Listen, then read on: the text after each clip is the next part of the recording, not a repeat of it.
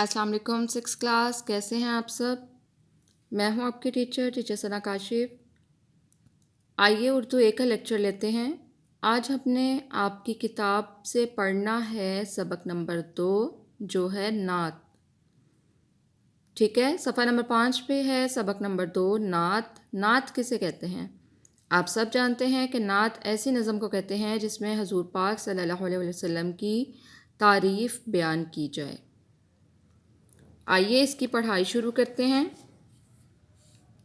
وہ نبیوں میں رحمت لقب پانے والا، مرادیں غریبوں کی بر لانے والا۔ وہ نبیوں میں رحمت لقب پانے والا، یعنی حضور پاک صلی اللہ علیہ وسلم ایسے نبی ہیں کہ جن کو تمام نبیوں میں رحمت کا لقب ملا۔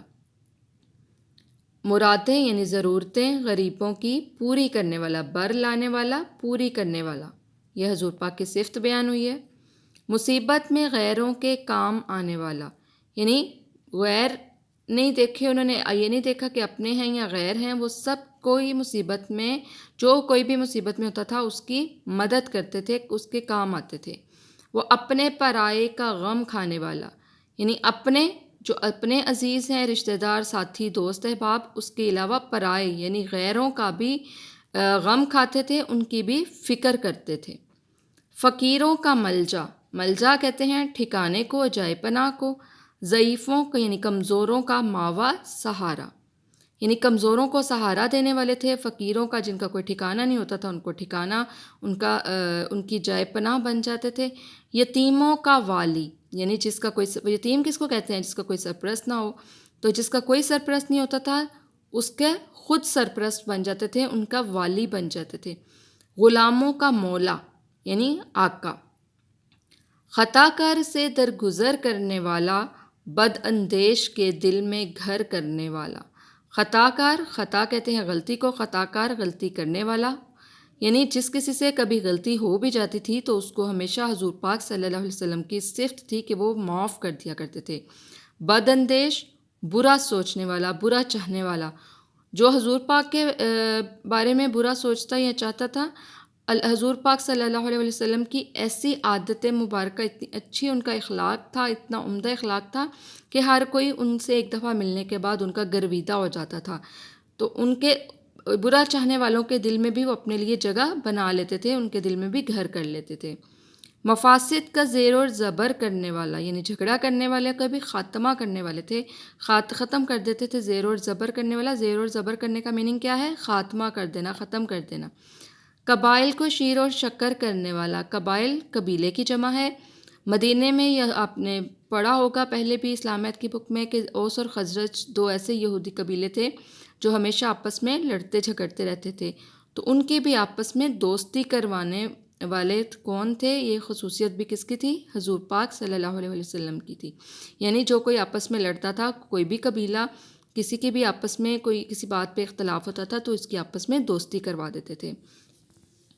اتر کر ہرا سے سوئے قوم آیا، اور ایک نسخہ کیمیا ساتھ لایا۔ اتر کر یعنی غار ہرا سے، جو پہاڑ پر غار تھا، ٹھیک ہے، وہاں سے اتر کر سوئے قوم یعنی قوم کی طرف آئے۔ کیا کرنے؟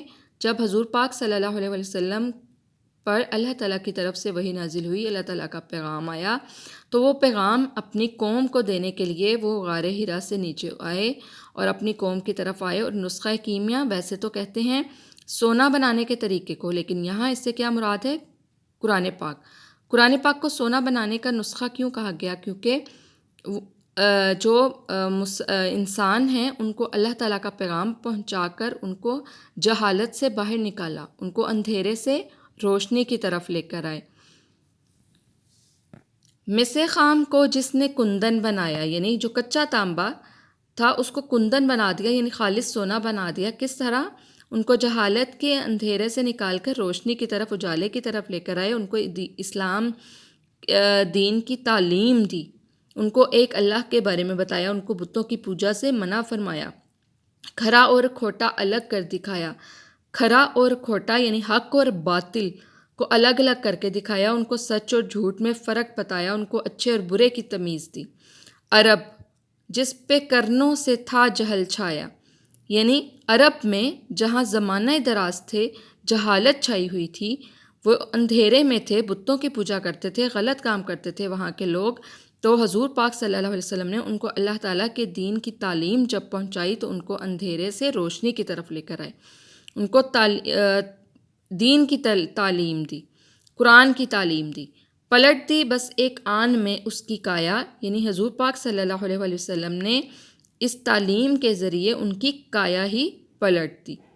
رہا ڈر نہ بیڑے کو موجے بلا کا، بیڑا کس کو کہتے ہیں؟ کشتی کو، ناؤ کو، موجے بلا یعنی مصیبتوں کی کثرت، طوفان، ادھر سے ادھر پھر گیا رخ ہوا کا، یعنی کشتی کو مصیبتوں کی کوئی پرواہ نہیں تھی، وہ حضور پاک صلی اللہ علیہ وسلم کو جب اللہ تعالیٰ کی تعلیم جو تھی، قرآن پاک کی تعلیم جو تھی وہ لوگوں تک پہنچا رہے تھے، تو اس راستے میں دین کی تبلیغ کے راستے میں ان کو طرح طرح کی مصیبتیں جو تھیں وہ برداشت کرنی پڑیں، ان کو بہت سی تکلیفیں سہنی پڑیں، لیکن وہ پھر بھی ڈرے نہیں، پیچھے نہیں ہٹے اس کام سے، بلکہ ادھر سے ادھر انہوں نے ہوا کا رخ ہی موڑ دیا۔ کس طرح موڑ دیا؟ کہ لوگوں کو اسلام کی تعلیم دی، ان کو اسلام کی طرف لے کر آئے، ان کو مسلمان بنایا، ایک اللہ کی طرف دعوت دی، تو اس طرح ان کے زمانے میں ان کے رہنے سہنے کے انداز، ان کا جو تھا ہر طرح کا جو ان کے معاملات تھے وہ اسلام کے مطابق ہونے لگ گئے۔ اس طرح ان کو کافروں کو مسلمان بنا دیا، اور وہاں کے لوگ عرب مکہ میں اور مدینہ میں اسلام پھیل گیا، اور اس طرح ان کا طرز زندگی بھی بدل گیا۔ یہاں آج کی ڈیٹ لگائیں اور اس کی پڑھائی کرنی ہے آپ نے اچھی طرح، اور مشکل الفاظ کے معنی آپ کے نوٹس میں دیے گئے ہیں، وہ آپ نے اچھی طرح یاد کرنے ہیں۔ اللہ حافظ۔